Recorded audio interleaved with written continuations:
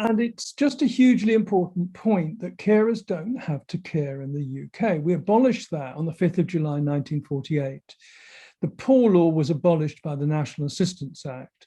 And that was a great Anara and Bevan statute. And it's a great to go back and read Hansard about really the appalling indignities that disabled people, elderly people were exposed to by the Poor Law commissioners and their families. And there was a duty on families to provide care for family members. And only if that failed would the state step in. Now that's gone. In much of the world, it's still there, but in the UK, it's gone.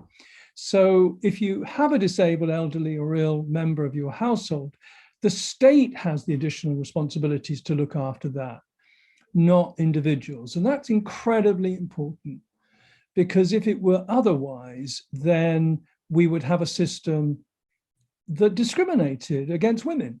Because when we talk about carers, we are very often talking, particularly people who provide substantial care, women.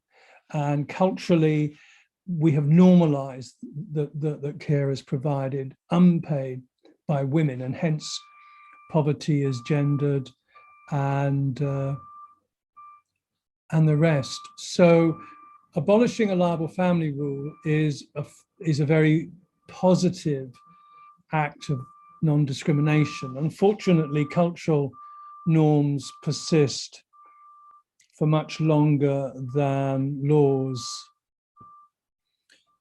So council mustn't assume carers are able or willing to provide care, and they must record on any assessment whether the carer is able and or willing to provide care. They must record on any assessment documentation that they've looked at the well-being list and the carers told them about which of those things on that list are particularly important to them, and we'll look through that list. And they've also got to record on the documentation what the carer wants to do with their time, their day-to-day lives, and how that may be seriously handicapped by their caring roles.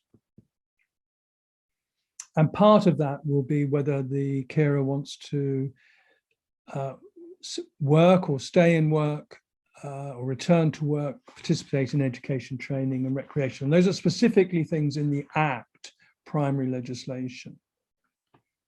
All too often that seems to be just ignored in the cases that I'm involved in. It's just assumed that you've got a duty if you're a carer to do these things, and that's just not so.